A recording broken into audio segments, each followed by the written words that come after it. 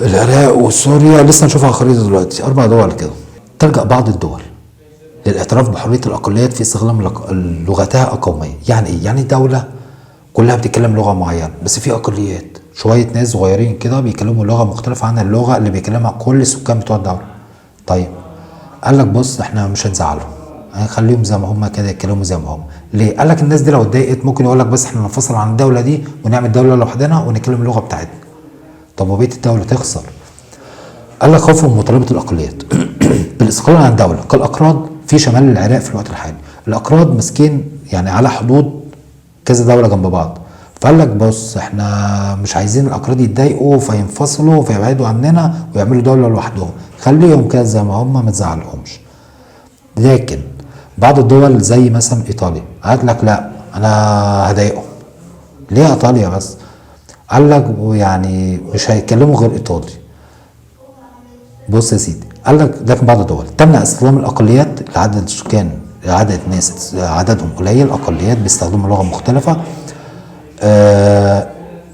يتكلموا بنفس اللغه بتاع الدوله. بعض الدول تمنع استخدام الاقليات للغتها كما هو الحال في ايطاليا. طب ما حقوق الانسان قال لك لا، كل دوله او كل اقليات لهم حقوق ان هم يتعاملوا بدينهم بشرائعهم، يعني ما تضايقهمش. ايطاليا بتقول لك بقى انا عايش عندي نمساويين اقليه في ايطاليا، بس النمساويين دول انا هرفض ان هم يستخدموا اللغه بتاعتهم النمساويه جوه ايطاليا. عايزين يتكلموا ويتعاملوا في المصالح يتعاملوا بايه؟ باللغه الايطاليه. هو كده انا عايز احافظ على دولتي، عايز احافظ على اللغه بتاعتي، اللغه السائده في الدوله هي لغه ايطاليا.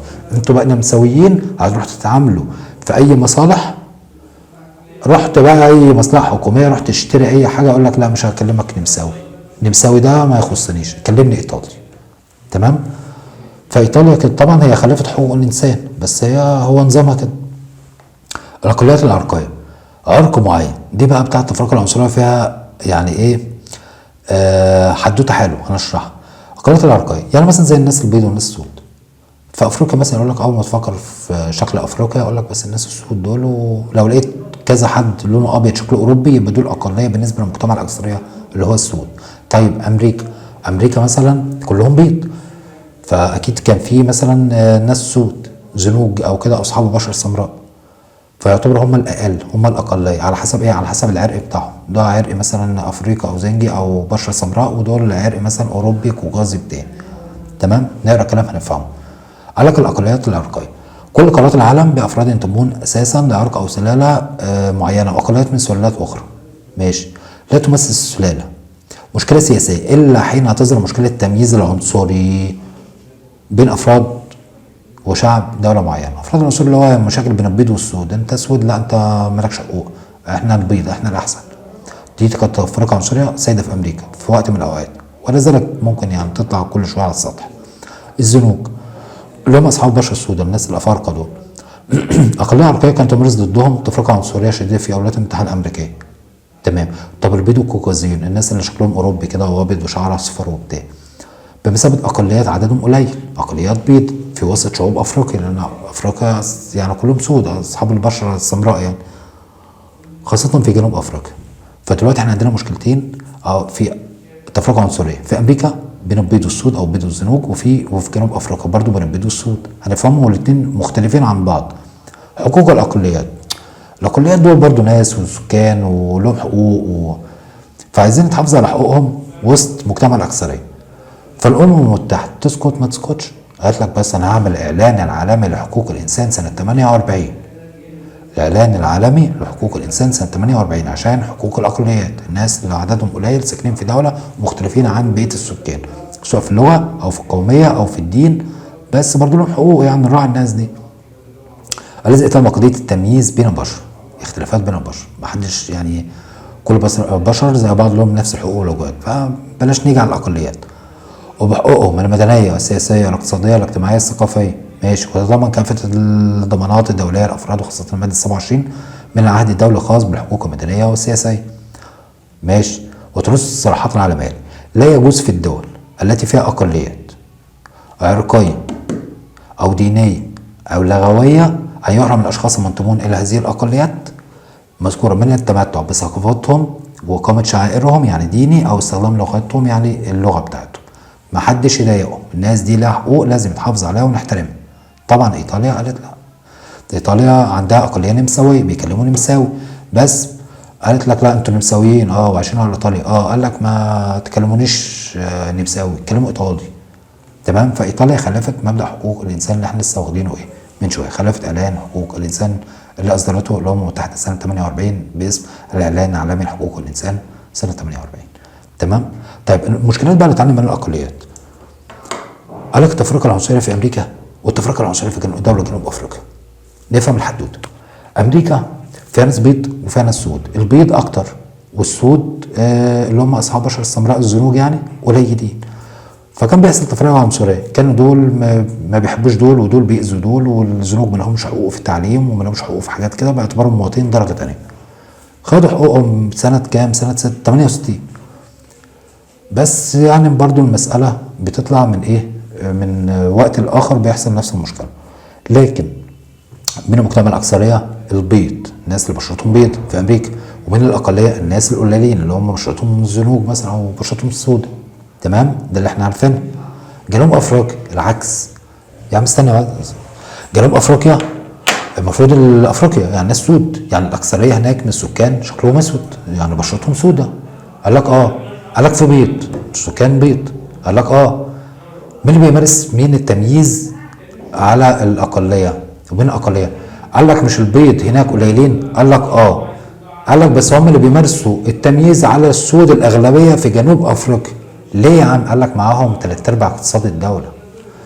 قال لك عندهم اقتصاد، هم اللي بيأثروا في حركه الاقتصاد، فهم بقى اللي شايفين نفسهم افضل، فهم اللي بيميزوا، هم اللي بيتكبروا على مين؟ على المجتمع الاكثريه اللي هم السود في جنوب افريقيا. تمام. معكوسه. طب تعالى نقرا كلام هنفهم. قال لك التفرقه العنصريه في الولايات المتحده الامريكيه. تعد التفرقه العنصريه من ابشع صور التمييز اللي تعرض لها اقليه في الولايات المتحده الامريكيه حصل الاقليه الزنجيه على حقوقها المدنيه. سنه كام؟ سنه 68. قال لك بس سنه 68 انتوا زنوج انتوا لكم حقوق مدنيه، انتوا زي الفل، انتوا زيكم زي البيض، الدنيا ماشيه تمام. شكرا يا عم. بعد صراع طويل بقى وتضحيات بشريه وكنت وحاجات كده زمان كانت بتحصل. تمام. ورغم حصول الاقليه الزنجيه على حقوقها المدنيه، الا ان هذه المشكله تظهر على السطح من ان لاخر. كل شويه برضو يحصل مشكله بين البيض والسود. يا جدعان اهمدوا، يعني المفروض انتوا الاثنين شبه بعض وزي بعض وبني ادمين يعني وخلاص. والزنوج اصحاب بشر السوداء يعني خدوا حقوقهم سنه 160، المفروض بيتساووا زي البيض في كل حقوقهم مدنيه، بس برضو بيحصل مشاكل كل شويه. تمام. دي مشكله امريكا الشماليه، التفرقه العنصريه في امريكا الشماليه. طيب تعالوا نشوف بقى التفرقه العنصريه في دوله جنوب افريقيا. قال لك حصل في الاغلبيه السوداء في دوله جنوب افريقيا، اغلبيه اللي هم اصلا اغلبيه عددهم كتير في دوله جنوب افريقيا على حقوقهم، هم اللي ياخدوا حقوقهم. يا عم دول الاغلبيه ازاي يكونوا اقليه؟ قال لك اسمع بس، ما هم كتير وسود واصحاب الارض بس هم اللي كانوا بيتميز عليهم، هم اللي يعني البيض كانوا بيعملوا عليهم تفرقه عنصريه. هم حصل الاغلبيه السوداء في جنوب افريقيا على حقوقهم سنه كام؟ 94 94. انما الزنوج حصلوا في امريكا على سنه كام؟ 68 على حقوقهم المدنيه. المهم خلينا في جنوب افريقيا. حصل الاغلبيه السوداء في دوله جنوب افريقيا على حقوقهم عام 94. ان الاغلبيه السود اللي في جنوب افريقيا هو اللي كانت تمارس ضدهم التفرقه العنصريه، بينما العكس في الولايات المتحده. طب ليه يا عم؟ قال لك اصحاب الارض الوطنيين في دوله جنوب افريقيا حلو، اللي هم اصحاب الدوله اللي هم السود الاغلبيه، هم التي كانت تمارس ضدهم التفرقه العنصريه من المهاجرين اليها، بعكس الولايات المتحده في كل ما البيض والزنوج مهاجرين اليها، ولكن الغلبه طبعا كانت الرجل الابيض. وده نعرفها بعدين. لا خلينا نعرفها دلوقتي. حجم الاقليه وقوته الاقتصاديه. السبب ايه بقى؟ ان في جنوب افريقيا كان البيض هم اللي بيمارسوا التمييز على السود الاغلبيه. قال لك يا عم لانهم يسيطرون على حوالي 3/4 اقتصاد الدوله، هم اللي معاهم الفلوس، هم اللي معاهم الاقتصاد، هم اللي عندهم المصانع، فهم شايفين نفسهم هم الافضل برغم ان عددهم قليل، اقليه بيضاء، وبيمارسوا التمييز على الاكثريه اللي هم السكان في جنوب افريقيا. المهم خلينا ماشيين بالتتابع. العامل اللي يتوقف عليه تاثير الاقليات على استقرار الدوله. ايه بقى؟ قال لك توزيع الجغرافي الاقليه. ولا لو الاقليه دول واحد من ضمن 1000 واحد ملوش تاثير. يعني من كل 1000 واحد بتلاقي واحد مختلف، يا عم ملوش تأثير.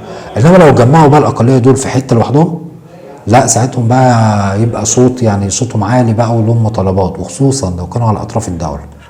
ممكن يقول لك احنا عايزين ننفصل، وممكن يكون بيشجعهم دولة تانية معادية، أو يكون لهم دولة جنبهم نفس الخصائص القومية بتاعتهم، يقول لك بس احنا عايزين ننفصل ونبقى تبع الدولة دي. طبعا الدولة الأم اللي هم الأقلية فيها مش هيسكتوا. هنشوف الكلام ده. المهم التوزيع الجغرافي للأقلية، يعني مكانهم فين؟ ساكنين فين؟ عددهم يعني في أي منطقة؟ قال لك يعني مدى انتشار الأقلية في الدولة أو تركزهم الجغرافي. فإذا كانت الأقلية منتشرة في أنحاء الدولة في أنحاء الدولة وسط الأغلبية، يكون تأثيرها محدود أو حتى معدوم، ملوش تأثير، واحد من ضمن 1000، ملوش صوت، يعني ملوش قوة يعني إن هو يطالب يعني بحاجة، خاصة في حالة مطالبته بالانفصال عن الدولة الأم، الدولة اللي هم عايشين فيها. قال لك أنا منفصل، يا عم أنتوا متجمعين مثلا كده، لا إحنا واحد من منتشرين كده وعددنا قليل، مالكوش صوت. أما إذا كانت الأقليات يعني مركزة جغرافيا، يعني لها مكان في مكان ما في الدولة، خاصة على أطراف الدولة، هنا تكون مطالباتها خطر على استقرار الدولة. ليه؟ هينفصلوا، خاصة إذا كان هنا قوى مجاورة، يعني دول تانية مجاورة تشجع هذه الأقلية على الانفصال، انفصلوا بس وسيبكم من الدولة دي. تمام؟ مثال على ذلك أسامي مختلفة كده، اسمها الباسك في أسبانيا، وتيمور الشرقية في أندونيسيا. ادي الخريطة بتاع أندونيسيا أهي، في تيمور الشرقية، دي خريطة بتاع أندونيسيا عبارة عن شوية جزر، وفي إيه؟ وفي تيمور الشرقية على الأطراف. طب افرض تيمور الشرقية دي انفصلت، هيبقى مشكلة. تاني حاجة وجود وطن للأقلية. تاني حاجة عندنا وطن الأقلية، يعني وطن جنب الدولة فيهم خصائص شبه الأقلية، فالأقلية يقول لك بس احنا هننفصل من هنا ونروح ونروح الوطن ده، أو الوطن ده هيساعد على انفصال الأقلية. قال لك طول الأقلية مثير لمشكلات سياسية، حال وجود وطن للأقلية، خاصة إذا كان هذا الوطن على أطراف الدولة، يعني في وطن خصائصه شبه خصائص الأقلية، فيقول لك بس احنا ننفصل ونروح للوطن اللي جنبنا ده، ونسيبنا من الدولة دي ونروح الدولة دي. تمام؟ مثال على ذلك الأكراد على أطراف الدول التي يتوزعون عليها، في أكراد كده مجموعة موجودين على أطراف كذا دولة جنب بعض، اللي هو العراق وسوريا وإيران وتركيا. هنشوف الخريطة كمان شوية. أخصائص القومية، الخصائص بتاع الأقليات دول إيه؟ محدش يقرب لهم، يعني اللي فاهم اللي هو إحنا خصائصنا كده، طبيعتنا كده، لغتنا كده، ثقافتنا كده، عاداتنا كده، يعني سيبونا في حالنا، اللي هو محدش يطمس الهوية بتاعتنا، محدش يعني يميز علينا، أو محدش يحاول يطغى على الثقافة بتاعتنا، إحنا أقليات ودي خصائصنا، مش عايزين حد يقرب لنا. مثال يقصد بها صفات خاصة لتميز الأقلية عن الأغلبية، قد يكون هذا في الدين أو اللغة أو العرق، وبالطبع فإن الأقلية تستميت في الدفاع عن هويتها، لا تميزها عن الأغلبية، خاصة في وقت الأزمات وتكون مطالبها إما الانفصال عن دولة أو الحصول على حقوقهم. تمام؟ رابع حاجة حجم الأقلية وقواتها الاقتصادية. نرجع بقى تاني لجنوب أفريقيا ونفتكر ليه كان بيحصل تمييز بين البيض اللي هم الأقلية على سود الأكثرية، قالك عشان معاهم إيه؟ 3/4 اقتصاد الدولة. قالك توقف أصل المشكلة السياسية لا تسير الأقلية على حجمها من مجموع السكان وقواتهم الاقتصادية، فقد كان البيض في دولة جنوب أفريقيا، الناس اللي هي بشرتهم بيضة شبه الأوروبيين دول اللي عايشين في جنوب أفريقيا، أقلية وعددهم قليل، لكن يسيطرون على 3/4 اقتصاد الدولة اللي هي جنوب أفريقيا.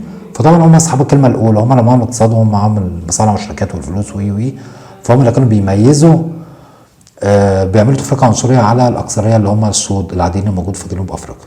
تمام؟ طيب الهجرة إجبارية وغير شرعية. يعني إيه؟ قال لك إجبارية، أنت تسيب المكان ده وتروح المكان ده، مجبر يا عم، في حاجة حصلت هتخليك تسيب مكانك. طب غير الشرعية اللي هو زي السفن اللي هي المركب غير شرعية اللي بتاخد المهاجرين دول ويروحوا أوروبا. واحدة واحدة، احنا قربنا نخلص ما تخافوش.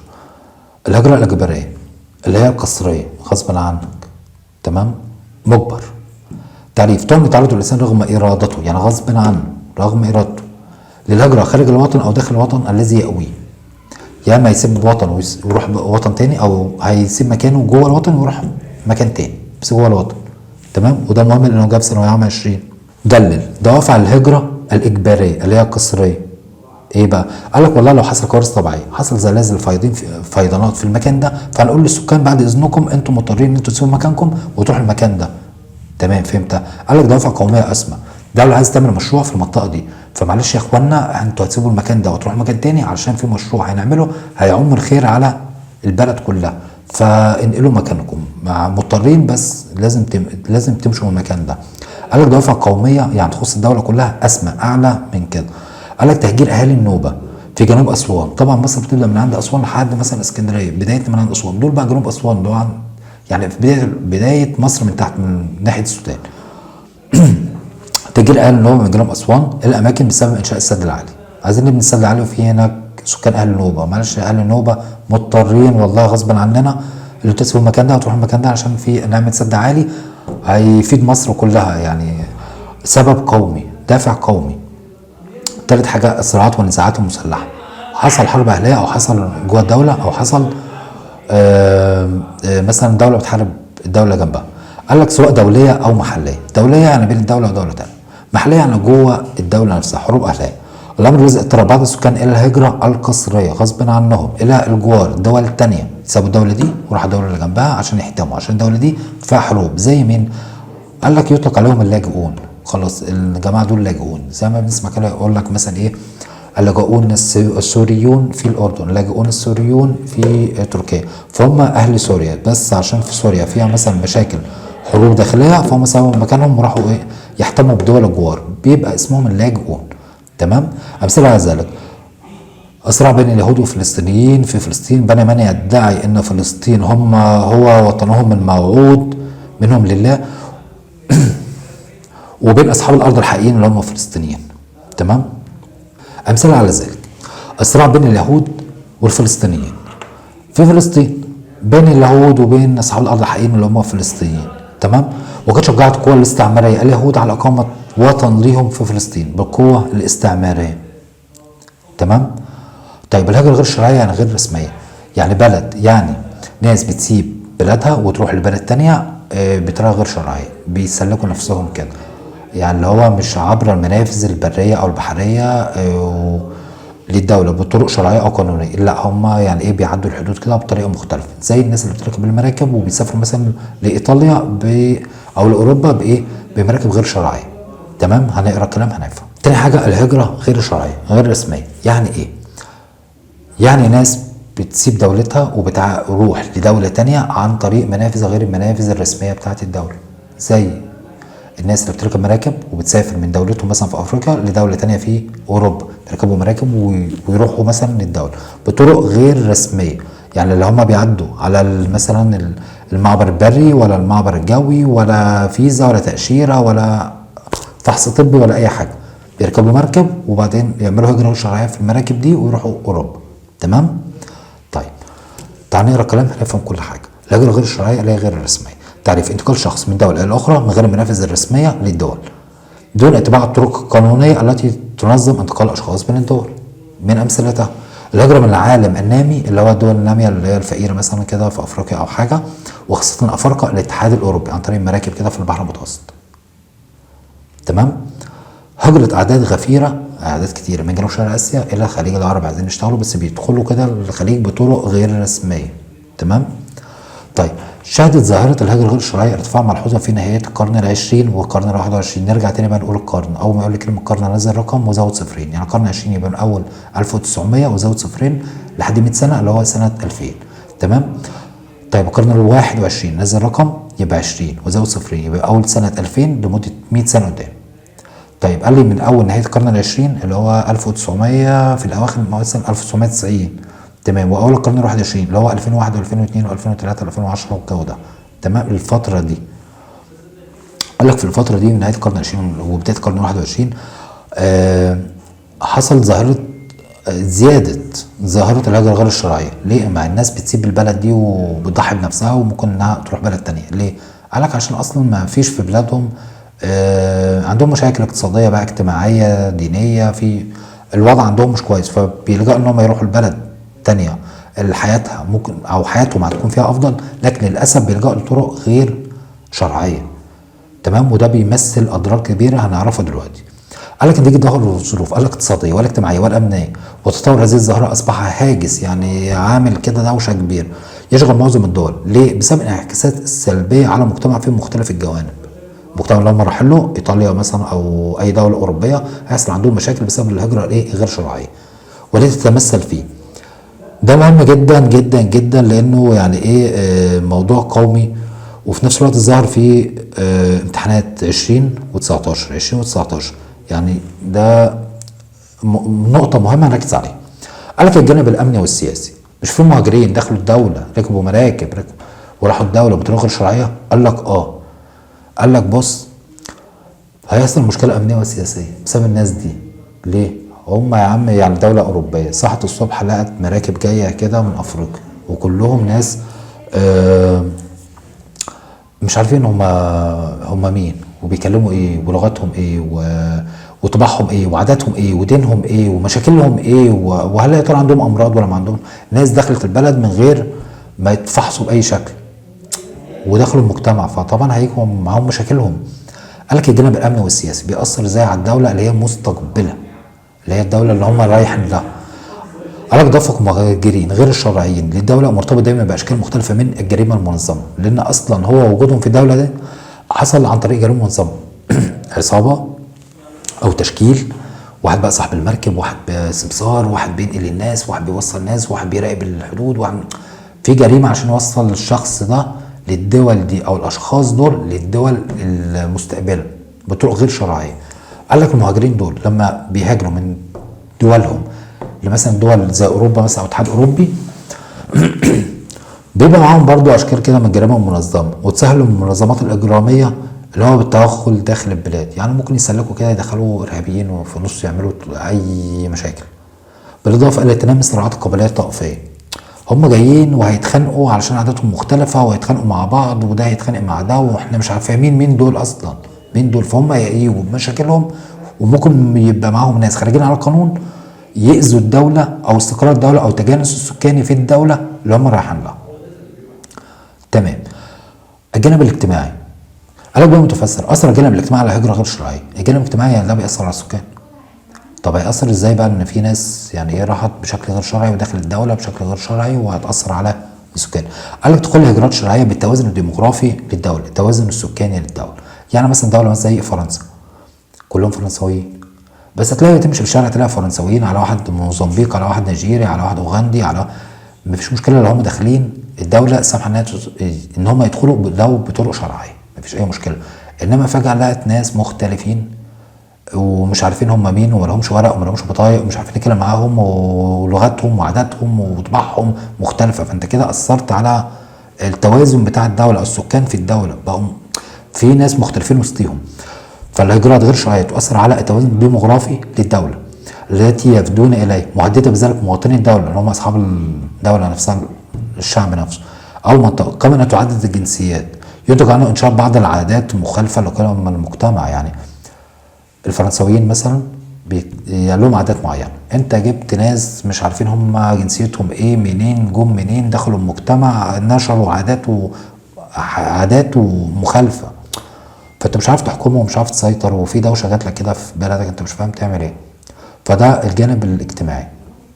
الجانب الاقتصادي قال لك مش هم هربانين وجايين بطرق شرعيه قال لك الناس دي ايدي عامله رخيصه. يعني لو مثلا في مثلا سباك في فرنسا بيقبض مثلا على المصنعيه بتاعته او على الشغلانه اللي هيعملها 200 يورو. تمام، ده خلاص ده شغال بكده ويوميته مثلا 200 يورو. جاله واحد مثلا افريقي، تمام، واحد افريقي جاي كده عن طريق البحر مش عارف ايه من وسباك برضه، فهو عايز يشتغل باي حاجه باي سعر. يقول لك بص انا عامل الشغل ده مش ب 200 انا عامله ب 50، فطبعا الناس تروح لسعره ارخص، تقول لك خلاص انت تعمل الموضوع ده ب 50، اقول لك يقول لك خلاص خد ال 50. طب يا عم صاحب الارض او الفرنساويين نفسهم مثلا السباك بياخد 200 هتدي ل 50، اقول لك يا عم انا عايز واحد يوفر لي. فهم شكلوا ايدي عامله رخيصه موازيه لجانب سوق العمل بتاعك، فالناس دي اللي اشتغلت واصحاب المهن نفسها اتضرت، فانت كده ضريت ضريت السكان نفسهم او ضريت اصحاب المهن او اصحاب الحرف. نقرا الكلام هنفهمه. تؤثر الهجره غير شرعيه سلبيا على التنميه الاقتصاديه. حتى اصبحوا مهاجرين بطريقه غير شرعيه، يشكلون ايدي عامله رخيصه، يعني سعرهم مثلا اللي بياخدوه بيبقى اقل شويه، تتزايد وتؤدي الى سوق العمل غير شرعي، مما يؤثر سلبا على ايدي العامله المحليه. تمام.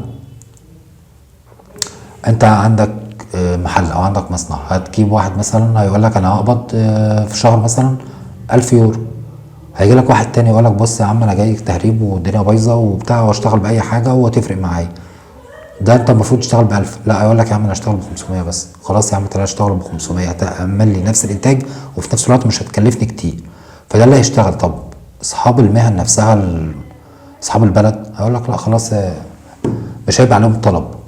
تمام. فدول بيشكلوا ايدي عامله رخيصه هتضر طبعا على الايدي العامله المحليه اللي هم اصحاب الارض، اصحاب البلد. رابع حاجه قال لك الجانب الصحي، قال لك الناس دي دخلت البلد اتكشف عليهم، قال لك لا، قال لك ده داخلين تهريب كده، مش عارفين هم مين وورقهم ايه واسمهم ايه، مش عارفين اي حاجه. طب يا عم افرض الناس دي عندها امراض، ما كده هينشروا المرض جوه ده اللي هم رايحين له. تمام. قال لك تؤدي هجره غير شرعيه نقل الامراض والوباء الى كورونا، امراض والوباء زي كورونا مثلا او اي امراض ثانيه بعد الشر سريعه الانتشار مما يشكل تهديدا للدوله. كلام سليم. تمام كده. يبقى احنا الحمد لله خلصنا الوحده الثانيه بكل دروسها. لكن انا عايز افهم حاجه. بصوا يا شباب، مراجعه كده بسيطه على اللي احنا اتكلمنا فيه على مستوى الخرائط.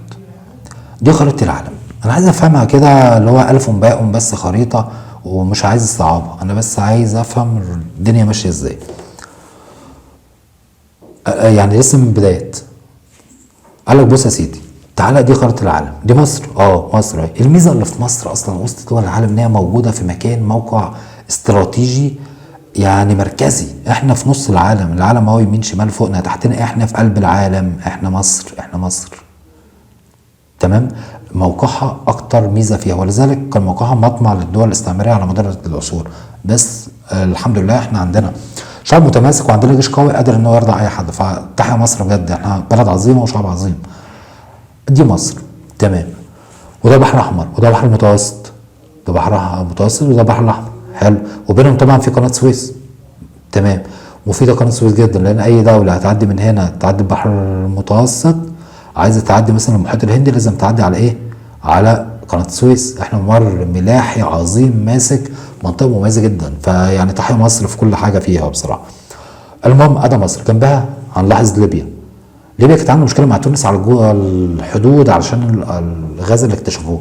فين تونس بقى اللي عامله مشكله؟ تونس الحته الصغيره دي تونس، حته صغيره قد كده. انما ليبيا كبيره، الجزائر كبيره، المغرب كبيره، وبعدين موريتانيا والمغرب العربي ومصر تحتها السودان. تمام. ودي دول افريقيا. طيب الدوشه دول بقى اللي مقسمين دي اوروبا بقى، ده هتلاقي هنا المانيا وفرنسا وبريطانيا واسبانيا. تمام. دي اوروبا. طبعا دي كلها اسيا.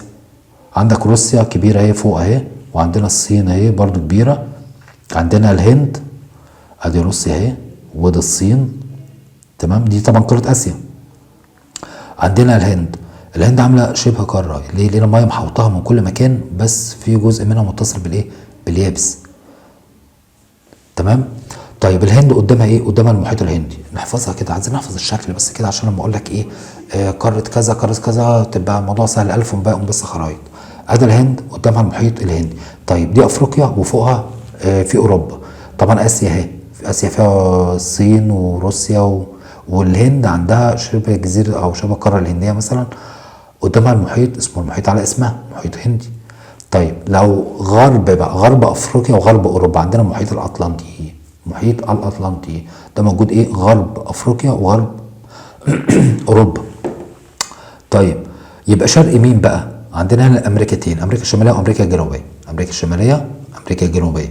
تمام. امريكا الشماليه عباره عن ايه؟ 3 دول كده، كندا امريكا مكسيك. كندا امريكا مكسيك. امريكا الجنوبيه مميزه بايه؟ عندنا مثلا البرازيل كبيره اهي. تمام. وعندنا الارجنتين برضو كبيره، وعندنا الارجنتين وشيلي. شفت شيلي اللي كان عندها بينها وبين الجبال اللي هي حد فاصل بينها وبين الارجنتين؟ شيلي هي البتاع الصفرة الصغيره، شايفين عامل ازاي؟ سلخه صغيره كده عامل زي عود الكبريت، حاجه طويله كده. شكل شريطي، وده نعرفه بعدين برضو في دروس. عموما دي تشيلي، دي الارجنتين، البرازيل، ودي امريكا الجنوبيه، دي امريكا الشماليه. طبعا يمينهم بيبقى المحيط الاطلنطي، والمحيط الاطلنطي بيبقى غرب مين؟ غرب افريقيا، غرب افريقيا وغرب اوروبا. المهم غرب بتاع امريكتين المحيط الهادي، المحيط الهادي. والهادي طبعا بيلف كده عشان الكره الارضيه لفه. هيجيني فين بقى؟ هيجيني عند شرق مين؟ عند شرق روسيا وشرق مين؟ استراليا. استراليا لوحدها اهي قاره كده بعيد عن العالم وفي حالها يعني، فاهم؟ وطبعا فوق هنا المحيط القطبي الشمالي. ده بشكل مختصر كده على شكل الايه على شكل خريطه العالم عشان بس تفتكروا. ولكم المحيط الاطلنطي، قلت له المحيط الاطلنطي ده اللي هو غرب افريقيا وغرب اوروبا، انا فاكر شكله بيبقى شرق مين؟ شرق الامريكتين. طب غرب الامريكتين دخل على المحيط الهادي، ولو لفينا كده بيلف معانا كده لحد ما يوصل لمين؟ لشرق استراليا وشرق اسيا. تمام. طيب دي فلبين، شويه جزر جنب بعض. اليابان اهي، تمام. اندونيسيا اهي، وقلنا على تيمور. تيمور اهي اللي كانت ممكن تنفصل ولا حاجه، واقليات ووطن. تمام. في بقى عندنا هنا البحر ماله بيضيق في حتت، يعني بص البحر واسع اهو، بحر واسع اهو، كبير اهو، بحر اهو، بحر كبير اهو، محيط، ميه كتير. بس تيجي عند الحته دي عند المغرب وايه؟ المغرب واسبانيا لازقين في بعض. لا مش لازقين في بعض، هي بس المساله ان هنا الميه كتير وهنا الميه بتاع البحر المتوسط كتير وهنا محيط اطلنطي كتير، بس في هنا حته ضيقه كده يعني، فاهم؟ يا دوب كده المراكب بتعدي. فهو ده المضيق اللي ما بين المغرب وما بين اسبانيا، فاكرينه بتاع سبته ومليله، مضيق جبل طارق. تمام. هو الحته المنفذ ده طبعا اللي بيعدي يقول لك بس ادفع فلوس وبتاع. عندنا حته ضيقه تانية، الحته دي، الحته دي ده بين البحر المتوسط ودخلنا على خليج عدن والبحر العربي والمحيط الهندي. في حته ضيقه ماسكه ايه يعني، بصوا دي ماسكه اليمن، ودي الصومال، ودي جيبوتي، حته صغيره ده اسمها جيبوتي. طب ايه الحته اللي في النص دي بقى؟ دي مضيق. احنا قلنا مضيق اسمه ايه بقى؟ اليمن ومعاه 2 افارقه، الصومال وجيبوتي. 3 دول، يبقى مضيق كان باسم كلمتين، باب المندب. حلو. يبقى كده ادي المضايق بس عشان نفتكرها هي كانت شكلها ايه على الخريطه. تمام. طيب عندنا مثلا ايران، ايه ده؟ ايران اهي، ايران وعمان، ايران وعمان. في حته صغيره اهي، ايه دي بقى؟ الحته الصغيره دي برضو منفذ كده بيعدي من الميه هنا والميه هنا، بس حته ضيقه كده، مضيق. ايران وعمان كان مضيق اسمه ايه بقى؟ ايران وعمان هرمز. ليه؟ فاكرينه لما قلت لك اخر كلمه فيها نقطه، وايران فيها نقطه، وعمان فيها نقطه، فالمضيق كان في اخره برضو اخر كلمه، اخر حرف فيه كان فيه نقطه، كان هرمز. هو ده بقى مضيق هرمز اللي احنا عاملين عليه الدوشه. تمام. وده اليمن والصومال وجيبوتي. ده باب المندب، 3 دول، اليمن ومعاه 2 افارقه. باب المندب اهو، هو ده باب المندب. تمام. طب والمغرب واسبانيا؟ المغرب واسبانيا بتوع سبته ومليله والاحتلال وبتاع. كان اسمه ايه؟ جبل طارق. تمام. في برضو الحته دي ضيقه برضو، مضيق بيضيق، الميه كتيره اهي، وبعدين هنا الميه كتيره، وبعدين الحته الصغيره دي بين مين؟ بين تونس وايطاليا. دي ايطاليا ودي صقليه ودي تونس. بين تونس وايطاليا، تونس وايطاليا كان اسمه مضيق ايه؟ صقليه. هو الحته دي. تمام. هنبص على شكل الخريطه، نحاول نفس شكل الخريطه يعني. بص مش هقول لكم بنسبه ده كده حلو قوي، انت لو فهمت الخريطه بالشكل ده هتتخيل معايا اللي جاي بعد كده، عشان لما اقول لك يعني ايه المحيط الاطلنطي فين؟ هتقول لي ده غرب افريقيا. انا فاكره غرب افريقيا وغرب اوروبا، وكان بينه وبين امريكا الشماليه وامريكا الجنوبيه كان شرقهم، بس غربهم بيبقى في المحيط الهادي اللي بيلف وبيوصل لي فين؟ عند شرق اسيا، وبعدين بيبقى في هنا تحت استراليا. والمحيط الهندي عارفه، اللي هو قدام الهند دي اللي عامله رقم 7 دي، شبه قاره كده، شبه جزيره ولا شبه قاره. المهم الهند قدامها محيط باسمها محيط هندي. تمام. وفي مضايق شفناه اللي هو بين تونس وبين المغرب وبين اسبانيا ده كده حلو جدا، مش عايزك تحفظ اكتر من كده. تمام. تعال نتفرج بقى على ايه. احنا قلنا ان في نهر ممكن يبقى من اوله لاخره نهر محلي، اللي هو موجود من اوله لاخره جوه الدوله، زي نهر مين؟ نهر السين. فين؟ في فرنسا. ده نهر بتاع السين، ودي التفرعات بتاعته، جاي من هنا، جاي من هنا، جاي من هنا، جاي من هنا، جاي من هنا، اتجمع هنا، من اوله لاخره واقع فين؟ فرنسا. يبقى هو فرنسا بس هي اللي الحق ان هي يعني ايه تتحكم في النهر ده باي شكل. تمام. مش نهر معدي على دول، فهو نهر محلي. مش نهر، دولي معدي على دول. تمام. اهو احنا قلنا اليمن ومعاها الصومال ومعاها جيبوتي. جيبوتي الحته الصغيره دي، شايفين عاملين ازاي؟ كوع كده صغير. ده جيبوتي ودي الصومال ودي اليمن. تمام. 3 دول. يبقى المضيق كان باسم كلمتين كده مع بعض. باب المندب، هو ده باب المندب اللي عمل عليه الدوشه. تمام. ده باب المندب، هو ده حته صغيره اهي، حته ضيقه كده، فمضيق بين الميه الكتير اللي هنا والميه الكتير اللي هنا. طيب فاكرين لما قلنا الحدود ممكن تعدي وتقابل بحيرات، فهنقسمها ازاي؟ زي مثلا كندا وامريكا، وقلنا البحيرات العظمى اللي هم لهم 5 بحيرات اسمهم انتاريو وهورن وميتشيغان تمام. ادي خط الحدود اهو بين كندا وبين الولايات المتحده. خط حدود معدي لقى ال5 بحيره سوبريور، ادي اول واحده، وميتشيغان وهورن ومش عارف انتاريو بتاع، ادي 5. الخط مشي منين؟ خط قسم لي البحيره من النص، مشي من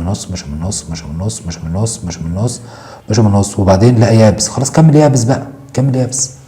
تمام. دي البحيرات العظمى اللي كنا بنقول هي الفرق بين، او هي على الحدود هنقسمها ازاي بين كندا وبين امريكا. تمام. ادي بقى الايه الدوشه بتاعت الايه او شكلهم البحيرات العظمى. وده قلنا باب المندب، وده النهر بتاع السين اللي هو في فرنسا. تمام. وده خريطة العالم فهمناها بشكل حلو كده. تمام. طب المضايق برضو عندنا باب المندب اهو، احنا قلنا باب المندب كلمتين، يبقى هما 3 دول، اليمن ومعاها 2 افارقه، الصومال وجيبوتي. ادي جيبوتي وادي الصومال وادي اليمن، ادي باب المندب الصغير ده. تمام.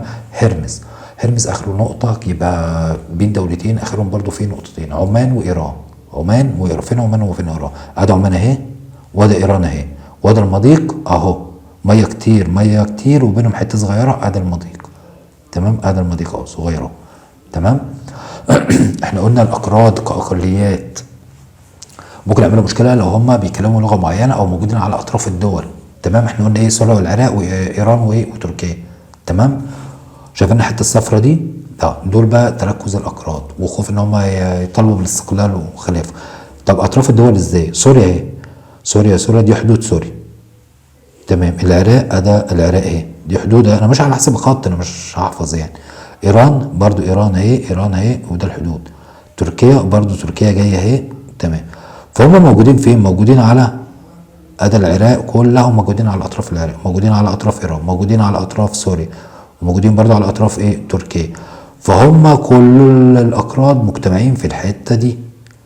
تمام. فهم يعني ممكن يطالبوا بالاستقلال، ممكن يعملوا مشكله، بس زي ما قلت الاكراد موجودين بين بالعراق وسوريا، الاتنين كانوا بتوع حرب، العراق وسوريا، ومعاهم ايران وتركيا. مضيق صقلية، احنا قلنا صقلية بين ايطاليا وبين تونس. تمام. ادي تونس اهي، وادي ايطاليا الحته دي، ودي اسمها صقلية. ايطاليا بس لسه فاتحه معانا شكل جزيره كده. امام ادي مضيق صقلية. تمام. بين تونس وبين ايطاليا. ودي خريطه العالم هنحاول نحفظها كده بشكل حلو. انا كده تقريبا اكون شرحت لحضراتكم الوحده الوحده الثانيه، الكام درس بقى، ال5 دروس بتوعها. تقريبا انا كده خلصت، وانا سعيد بجد ان انا شرحت لحضراتكم. اتمنى اكون افدت حضراتكم ولو بمعلومه واحده بشكل مختلف، يعني اتمنى يكون طريقتي في الشرح سهله، اتمنى ان تكون استفدتوا مني ولو كلمه واحده، دي تفرق معايا كتير جدا يعني. وبشكركم بجد علشان يعني انا سعيد، انا بعمل حاجه فرحان ان انا بشرح، فرحان ان انا بعبر عن نفسي، ممكن يكون عندي معلومه بوصلها، ممكن حد يستفاد منها بشكل بسيط وسهل وسلس يعني. فانا سعيد، واتمنى ان انا اكون افدتكم باي حاجه يعني. واشكركم، واتمنى ان يعني يكون في محاضرات تانية ابدا ان انا اشرح لحضراتكم واسهل لحضراتكم المنهج، سواء اعدادي او ثانوي، جغرافيا او تاريخ. انا معاكم اخوكم وصاحبكم حسام طه بكر. شكرا لحضراتكم. السلام عليكم.